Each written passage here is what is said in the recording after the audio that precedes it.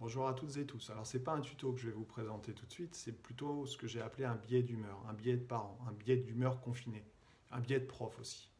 Parce qu'on termine une première période de continuité pédagogique de presque 3 semaines, avec des fortunes diverses, des excès en tout genre, soit des emplois du temps surchargés, un travail personnel autonome colossal demandé aux élèves, ou bien carrément au contraire une absence totale de suivi et d'information.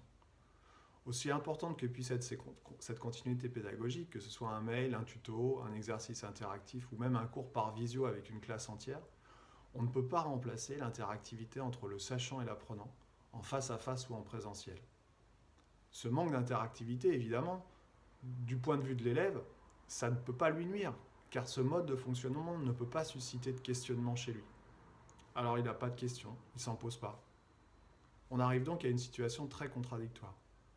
Nous vivons une période pour laquelle l'apprenant est quasiment complètement autonome dans ses apprentissages, ce qui devrait donc générer des besoins plus importants que d'habitude, et la quasi-totalité de mon activité professionnelle, que ce soit en lycée ou en aide à domicile, c'est arrêté.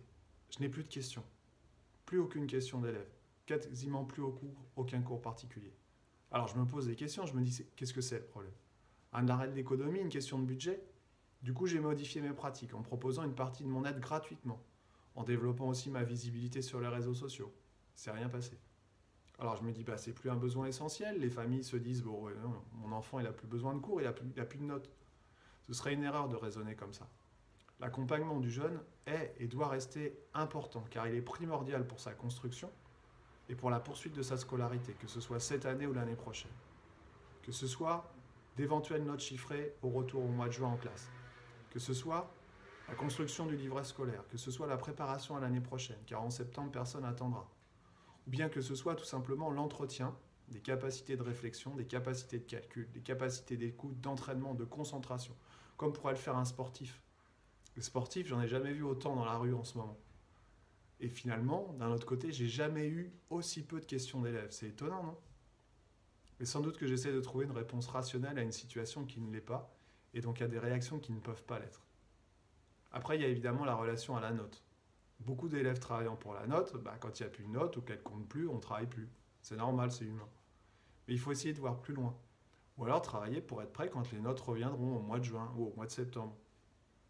Depuis quelques années, l'enseignement en classe a beaucoup évolué. On essaie de faire réfléchir les élèves, de les faire se questionner afin qu'ils deviennent acteurs de leurs apprentissages. On les accompagne, on les guide pour qu'ils deviennent des citoyens éclairés. Alors c'est à nous, famille, parents, profs, de continuer à les guider. Ce n'est pas simple. Pas simple tous les jours, pas simple quand on ne possède pas les compétences pour aider comme il faut, pas simple quand on doit tout gérer à la maison, pas simple quand on fait du télétravail, pas simple quand on est soi-même inquiet ou angoissé par cette situation de confinement. Moi, je suis inquiet. Je suis inquiet pour nos gosses car, quelle que soit la durée du confinement, si nos enfants ne sont pas suffisamment ou bien accompagnés, la fin de cette année et le début de l'année prochaine risque d'être bien compliqué. Je suis prof et je suis parent. J'aide ma fille de 3e en sciences car elle sait me trouver et elle sait que je possède les compétences. Pour l'anglais et le français, elle va voir ma femme qui est bilingue. Quelle chance elle a, ma fille. Mais tous les enfants ne sont pas dans cette situation-là. Un jour, une maman d'élève m'a dit « Vous êtes psychologue en plus ?» J'ai pas cette prétention, loin de moi. Mais j'ai 45 ans et finalement, j'ai jamais quitté les bancs de l'école. Alors je pense connaître un peu les jeunes. Au retour de chaque période de petites vacances scolaires de 15 jours, après la Toussaint, aux vacances d'hiver, aux vacances de fin d'année, il faut reprendre en classe tellement de choses, si vous saviez. Les notions ayant été partiellement ou complètement oubliées. Il y en a même certains qui me soutiennent qu'on n'a jamais vu ça ensemble. Même les règles simples de vie de classe doivent être remises en place. Les jeunes profs qui commencent dans le métier, parce que je suis prof de prof aussi, comme disent mes élèves, ces jeunes profs n'en reviennent toujours pas. Alors si après 15 jours, il faut tout remettre à plat, alors après une période de confinement, puis de vacances, puis de confinement, puis peut-être encore de vacances, pensez donc le travail qu'il va falloir fournir.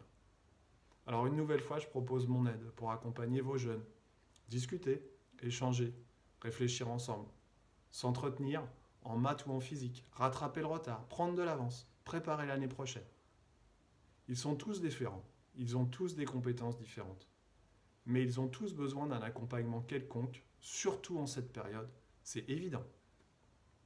Alors j'ai créé un nouvel outil sur mon site perso, un forum, pour répondre à vos questions, aussi différentes puissent-elles être. Parce que ce confinement me fait réfléchir comme vous, comme tout le monde. Parce que moi aussi, j'essaye de m'adapter. J'essaye de diversifier mes pratiques. Parce que j'aime mon métier, parce que je suis à votre écoute. Alors je vous dis à bientôt sur Insta, Facebook, YouTube ou ailleurs. Et puis je vous souhaite bon courage. Je pense à vous. Bye bye.